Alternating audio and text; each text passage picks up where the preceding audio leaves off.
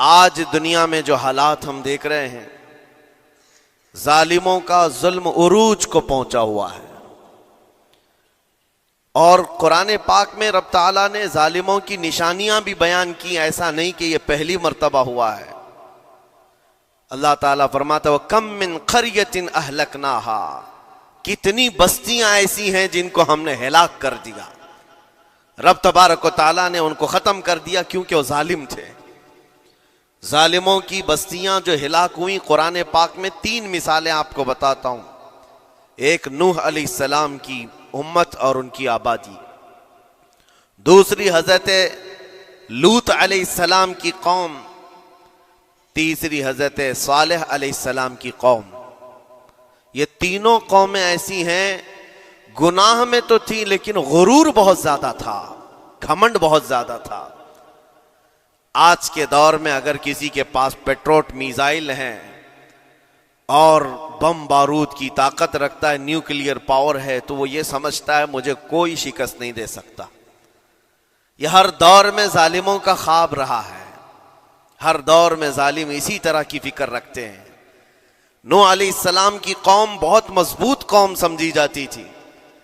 اللہ تعالیٰ نے اپنے نبی کو جب حکم فرمایا کہ آپ ایک کشتی بنائیں بہت بڑی، تو وہ آپ کا مذاق اڑاتے تھے. یہاں دور دراز کہیں نہ ندی ہے، نہ نالا ہے، نہ سمندر ہے، کشتی کس میں چلاؤ گے؟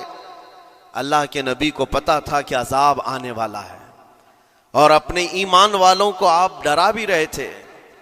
لیکن کفار و مشرکین غرور و تکبر میں ایسے تھے، یہاں تک کہ نوح علیہ السلام نے اپنے بیٹے کو بلا کر کہا، جو کافر تھا، کہا میرے ساتھ آ جا، یا بنی ارکم معنا ولا تکن مع الکافرین، بیٹا ہمارے ساتھ آ جا، کافروں کے ساتھ مت جا.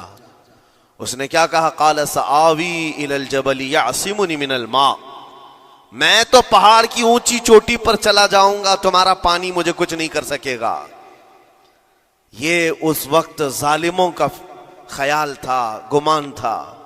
پھر اللہ تعالیٰ قرآن پاک میں فرماتا ہے وَفَجَّرْنَا الْأَرْضَ عُيُونًا، ہم نے زمینوں کے سارے چشمے پھاڑ دیے، ہر جگہ سے پانی کے سوتے نکلے، اور پھر آسمان کے سارے دروازے کھول دیے. فَفَتَحْنَا أَبْوَابَ السَّمَاءِ بِمَاءٍ مُنْهَمِرٍ، اللہ فرماتا ہے آسمان کے سارے دروازے پانی کے کھول دیے، آسمانوں سے پانی اور زمینوں سے پانی.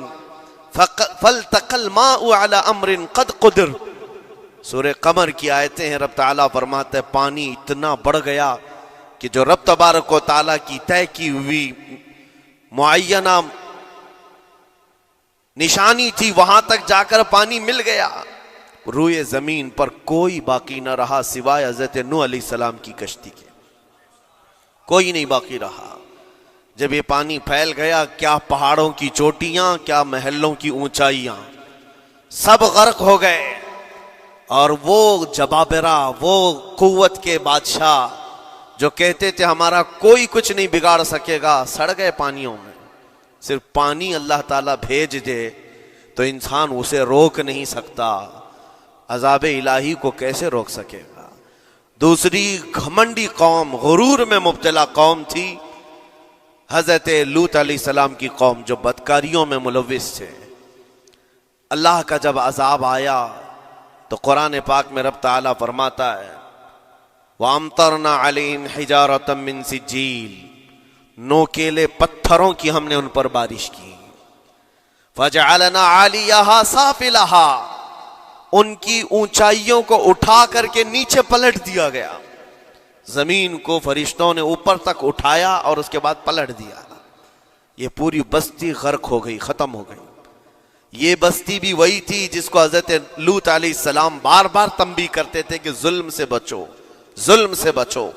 ظلم اللہ کے عذاب کو دعوت دیتا ہے، لیکن وہ مذاق اڑاتے تھے. اور جب ہلاک و برباد ہو گئے، ختم ہو گئے، ان کی نشانیاں بھی باقی نہیں رہی. وہ پتھروں کی بارشیں کہاں ہوئی تھی واللہ عالم. لیکن میرے عزیزو، ہم نے دیکھا ہے جہاں یہ قوم آباد تھی اس علاقے کو آج بتایا جاتا ہے وہ جارڈن کا علاقہ تھا، بحر مردار، جہاں پر آج باقی ہے ڈیڈ سی.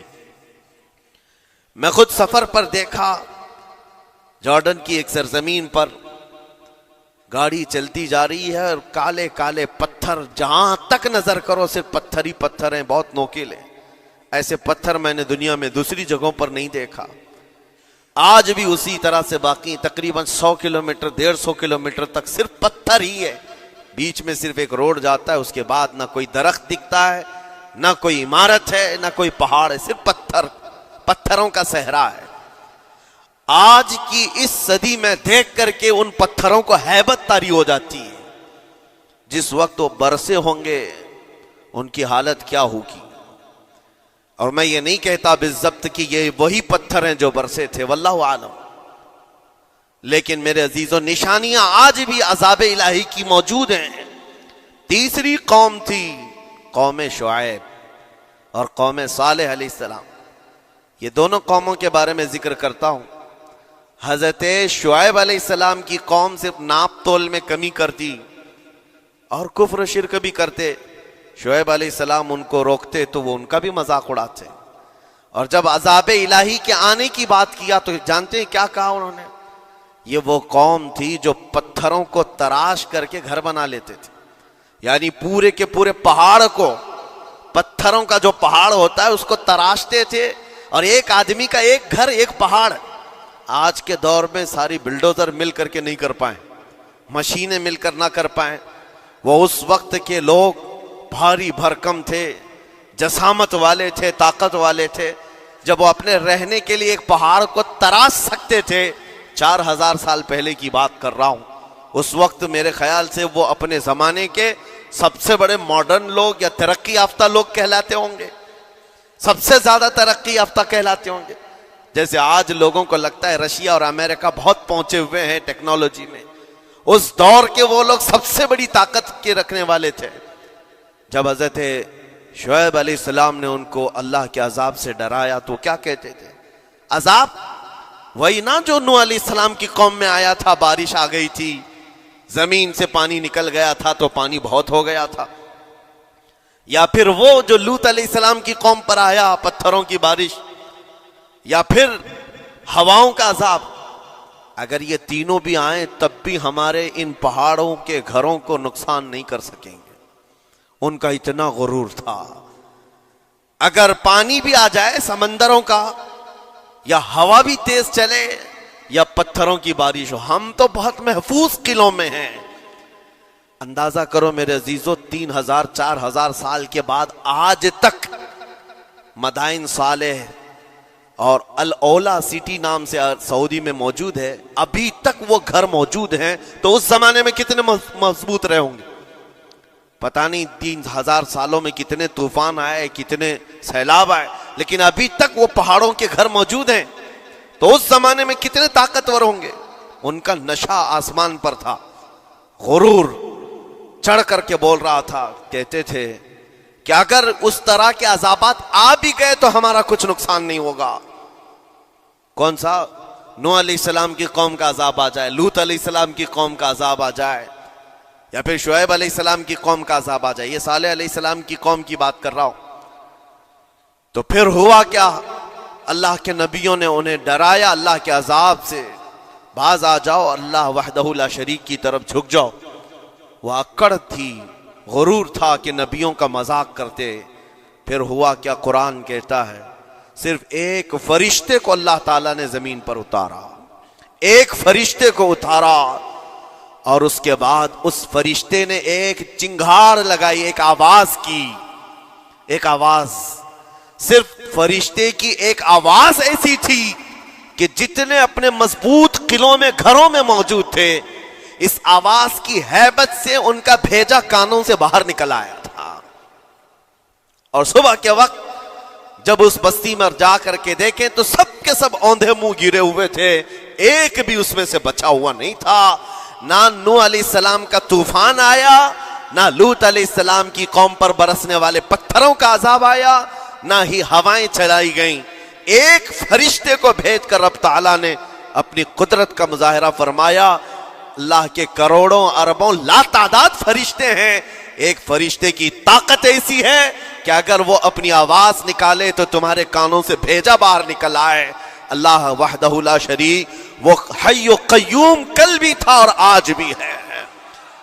وہ رب ذوالجلال حی و قیوم ہے، طاقتور ہے اور ہمیشہ رہے گا۔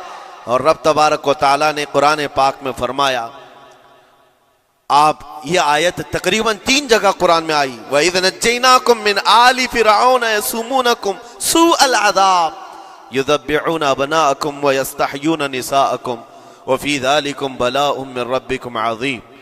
رب تعالیٰ فرماتا ہے یاد کرو فرعونیوں کے عذاب سے اللہ نے تم کو نجات دی۔ یہ بنی اسرائیل کو کہا جا رہا ہے کہ فرعونیوں کے عذاب سے، کہ فرعون اور اس کے لشکری اس قدر سخت سزائیں دیتے تھے موسیٰ علیہ السلام کی قوم پر، ایمان والوں پر، بنی اسرائیل پر۔ اللہ فرماتا ان سے نجات دیا رب تعالیٰ نے، لیکن وہ کرتے کیا تھے؟ بنی اسرائیل میں ایک بھی بچہ پیدا ہو جائے اسے ذبح کر دیتے تھے۔ فرعون کے لشکریوں نے 1 سال میں 12,000 بچوں کو قتل کیا ہے، 12,000 بچوں کو ذبح کر دیا ہے۔ آج کے اسرائیلی اگر یہ بچوں پر ظلم کرتے ہیں تو یہ تعجب کی بات نہیں ہے، فرعون کی سرشت میں داخل تھا اور یہ فرعونی ہے، وقت کے جبابرہ ہیں، وقت کے ظالم ہیں۔ 12,000 بچوں کو قتل کر دیا تھا فرعون اور اس کے لشکریوں نے، اور عورتوں کو زندہ چھوڑ دیتے تھے۔ قرآن میں اللہ تعالیٰ نے فرمایا 3 جگہ آئی آیت، لیکن اس کے ساتھ رب تعالیٰ یہ بھی فرماتا ہے یہ سخت ترین سزائیں دیتے تھے فرعونی، اللہ نے ان سے تم کو نجات دیا، لیکن یہ سزائیں کیوں دیتے تھے، یہ عذاب کیوں تھا؟ وَفِي ذَلِكُمْ بَلَاءٌ مِّن رَبِّكُمْ عَظِيمٌ، یہ ہے فرمان اللہ کا۔ یہاں میں یہ ٹکڑا اگر بیان کر دوں تو آج آپ کے دلوں کے اندر ایک یقین پیدا ہو جائے گا آج کے حالات کے مطابق فرعونیوں کا اس قدر سخت عذاب کیوں تھا۔ رب تعالیٰ فرماتا ہے اے مومنو، ان تمام معاملات میں اللہ کی طرف سے تمہارے لیے بڑا امتحان تھا، یہ امتحان تھا اور وہ امتحان آج بھی ہے اور ہر زمانے میں رہے گا۔ ستیزہ کار رہا ہے ازل سے تا امروز، شرار ابو لہبی سے چراغ مصطفی، ہر زمانے میں حق و باطل کے معرکے ہوتے رہیں گے۔ لہٰذا آج کے دور میں یہ سب حالات جو پیدا ہوئے، مسلمانوں کو، مومنین کو ذرا برابر بھی نروس ہونے کی ضرورت نہیں۔ تم جس دین سے وابستہ ہو، اس دین کی حفاظت کا ذمہ اللہ نے اپنے ذمے لیا ہے۔ یریدون لیطفئوا نور اللہ بافواہہم، قرآن میں اللہ فرماتا ہے کفار و مشرکین اپنے منہ کے پھونکوں سے اللہ کے اس چراغ کو بجھانا چاہتے ہیں، اللہ اپنے اس چراغ کو مکمل کر کے رہے گا۔ یہ اسلام نور الہی ہے، اللہ کا نور ہے اور اس کو صبح قیامت تک رہنا ہے، اور ہم جیسے اور بھی آئیں گے اس زمین پر اور آئیں گے جاتے رہیں گے، یہ آبادیاں ہیں بدلتی رہیں گی، خدائی قانون ہے، لیکن اسلام نہ کل بدلا تھا، نہ آج، نہ قیامت تک بدلے گا۔ ہم سب کا امتحان ہے میرے عزیزو، ہم سب کا امتحان ہے، لیکن ان حالات میں مومنین کو کرنا کیا چاہیے؟ انہیں اپنے ایمان کو مضبوط کرنا چاہیے۔ کبھی کسی کے اڑتے ہوئے چھیٹڑے اور ٹکڑے دیکھ کر تمہیں مایوس ہونے کی ضرورت نہیں۔ اب ہمارا مستقبل کیا ہوگا؟ میرے عزیزو، آج جو حالات ہیں یہ حالات کربلا سے زیادہ سخت تو نہیں ہیں۔ آج فلسطینیوں کو ہم نے دیکھا 6 ماہ کے، سال بھر کے بچوں کو سینے سے لگا کر کفن لپیٹ رہے ہیں۔ ان ماؤں کی کیا کیفیت ہوتی ہوگی؟ کبھی کبھار چھوٹی سی کلپ میں دیکھ کر کے آنکھوں سے آنسو بہ پڑتے ہیں۔ انہوں نے اپنے ہاتھوں سے نہ جانے کتنے بچوں کو ایک دن میں دفن کر دیا، 80 میتوں کو ایک قبر میں ڈال دیا کرتے ہیں۔ ان فلسطینیوں کو لاکھوں سلام، ان کے جذبات کو اور ان کی استقامت کو ہم تو دعا یہی کرتے ہیں، ان فلسطینی مسلمانوں کے برابر پوری دنیا کے مسلمان نہیں ہو سکتے۔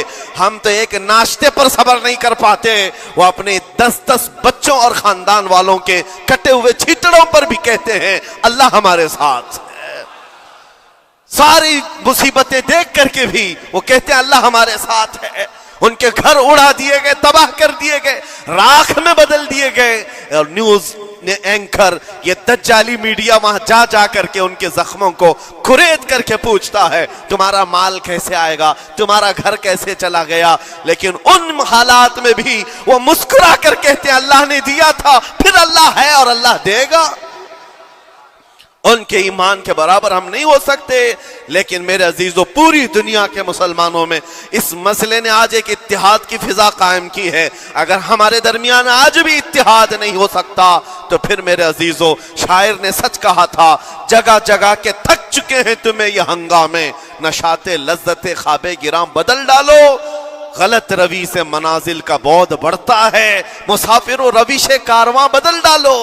آج کے حالات تمہیں اگر نہیں بدلنے پر مجبور کیے تو پھر بتاؤ کون سے حالات تمہیں بدلیں گے، کب تم بدلو گے؟ لیکن ان حالات پر آج بعض لوگوں نے یہ کہنا شروع کیا۔ میں نے چند دنوں پہلے ایک آیت پڑھی تھی، ایک بیان میں کہا تھا اللہ قرآن میں فرماتا ہے هو الذی ارسل رسولہ بالہدی ودین الحق لیظہرہ علی الدین کلہ، وہ اللہ ہے جس نے حق دین کے ساتھ اپنے رسول کو بھیجا ہے اور ہدایت کے ساتھ اپنے رسول کو بھیجا ہے۔ کیوں بھیجا ہے؟ لیظہرہ علی الدین کلہ، تاکہ وہ رسول پوری دنیا پر یہ دین غالب کرے، یہ دین غالب آئے گا۔ تو بعض مجھ سے کہنے لگے مولانا سٹیج پر بیٹھ کر چلاتے ہو، کئی کرسیوں پر بیٹھ کر کہتے ہو کہ تمہارا دین غالب آئے گا، تمہارا دین تو آج ٹکڑے ٹکڑے کیا جا رہا ہے، کوئی کچھ نہیں کر پاتا۔ ان ظالموں کو میں یہ کہتا ہوں، ان کو یہ میں کہتا ہوں، ان تمام حالات سے تم ہرگز یہ مت سمجھنا کہ دین غالب آئے گا۔ چاند پر بھی گہن لگتا ہے، لیکن جب گہن چھٹتا ہے تو چاند پورے آب و تاب کے ساتھ چمکتا ہے۔ آج اگر امت مصطفیٰ پر گہن لگا ہے تو میں اپنے ان تمام نوجوانوں سے جو ابھی ان فوان شباب میں داخل ہوئے ہیں، ابھی یہ دنیا کو دیکھنے کے قابل بنے ہیں، میں ان سے کہتا ہوں ان آندھیوں سے، ان طوفانوں سے گھبرا کر کے نہ تمہیں دین بدلنے کی ضرورت ہے، نہ تمہیں اپنا مسلک و مذہب بدلنے کی ضرورت ہے، بلکہ میں یہ کہتا ہوں نہ گھبراؤ مسلمانوں، ابھی خدا کی شان باقی ہے، ابھی اسلام زندہ ہے، قرآن باقی ہے۔ یہ ظالم کافر کیا سمجھتے ہیں جو روز ہم سے الجھتے ہیں؟ ابھی کربلا کا آخری میدان باقی ہے، ابھی تو کربلا کا آخری میدان باقی ہے۔ عزیزان گرامی وقار، میرے نبی کریم صلی اللہ تعالی علیہ وسلم نے جو فرمایا وہ ہو کر رہے گا، وہ ہو کر رہے گا۔ میرے آقا صلی اللہ تعالی علیہ وسلم کا فرمان عالی شان میں سناتا ہوں۔